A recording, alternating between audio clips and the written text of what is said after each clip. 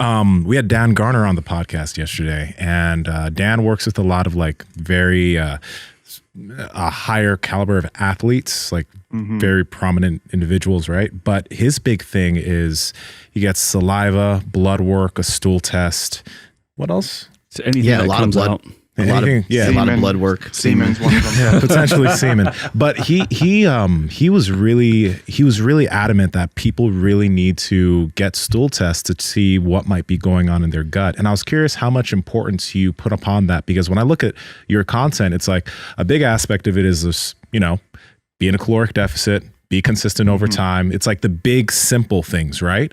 Yeah. But along with that, because that's obviously necessary, how big of an importance do you put on gut health and potentially people getting a stool test to see what's going on? These things are important. However, how are they going to change our management? What outcome from one of these tests is going to change what we do? Will it predict how someone will respond? I think that's the biggest thing. And honestly, if I'm going to bet $100,000 or whatever high amount of money right now, I would bet the farm that there is no test right now that's going to change our outcome in terms of this whole precision nutrition or precision medicine thing right now that's going on.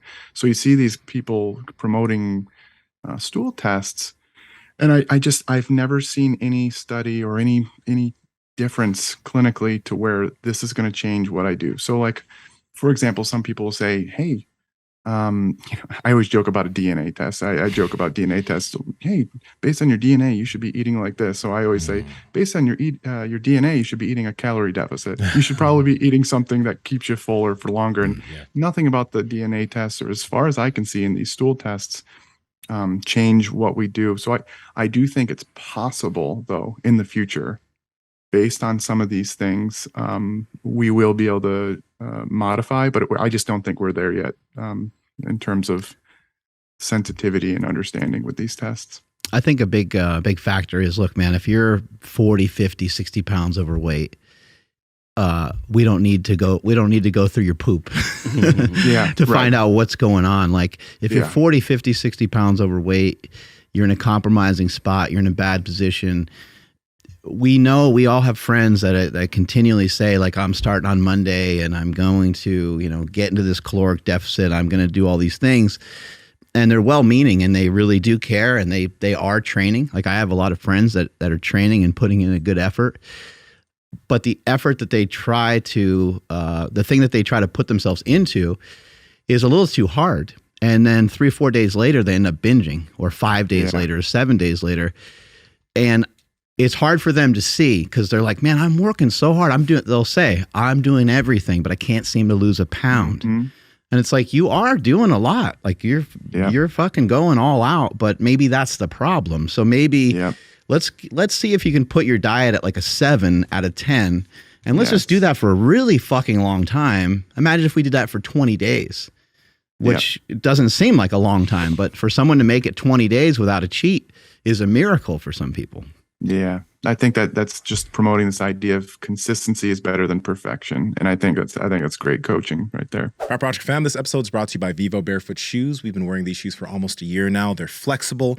They have a wide toe box. They allow your feet to get connected to the ground, and they will make your feet stronger. And they don't look like shit like a lot of these other barefoot shoes. Andrew, how can they get them? For the best barefoot shoes on the planet, and they also look really, really good, head over to vivobarefoot.com/powerproject. At checkout, enter promo code PowerProject20 to save 20% off. Again, vivobarefoot.com/powerproject, promo code PowerProject20 to save 20% off. Links to them down in the description, as well as the podcast show notes. Let's go ahead and get back to this podcast. Well, on that note, when it does come to because a lot of people, when they do start a diet or they start any type of new protocol, if there is a time where, like, let's say one night they choose to have a dessert, they beat themselves up, or they make a bit of mistake, they beat themselves up, they're all or nothing, right? And we know how this mindset can stop an individual from just getting back on the next day, being consistent. They'll continue to make mistakes, but patience and consistency, they'll get to that goal. Now, you've probably dealt with a lot of people who have that all or nothing mentality when it does come to their diet.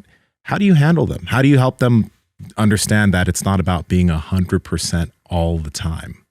Yeah, the analogy that I use, there's a few analogies. So it'd be like you're in grade school or whatever, and you get a C or a D on one quiz. And it's like, well, you still have the rest of the homework and tests and other quizzes to get a B or even an A at some point. One little thing isn't going to make or break your overall goals. Now, the other analogy would be like, let's say you pop one tire on your car, and it would be like, yeah, let's just pop the rest of them because like, let's just go stab them with a screwdriver, whatever. It's a similar analogy, and it takes a long time for people to understand that. I think we all do it in other situations as well. I'm just trying to think of different things. It's like, whatever, I might as well. I had one beer. Why not just have a few more? Who cares? Alcohol, any, other substances. You screwed up once. Well, I might as well just go with it. And kind of explaining these principles of just overall like average consistency. It matters most.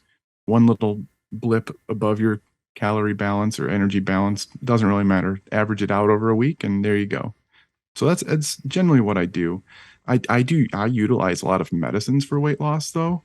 And so if there's this recurrent theme of like, they just can't stop themselves from eating whatever desserts at night, and it's not conducive to them being able to lose weight. You know how some people say like, oh, just moderation. You can have a Snickers a day or whatever. Yeah. Some people, unfortunately, they just can't do moderation. Like it just triggers them to want to eat more and more and more of it. So that's why I utilize medicines to take care of it. But from a mindset standpoint, getting people not to beat themselves up after one little thing is, it's hard to do, but it's doable. So Power Project family, I hope you enjoyed this clip. We are on Discord and Reddit. We're trying to talk to you guys and build a community down there. So the links are in the bio. But remember, like, comment, subscribe, share this out with people so you can share the wealth of health. As cheesy as that fucking sounds. Peace.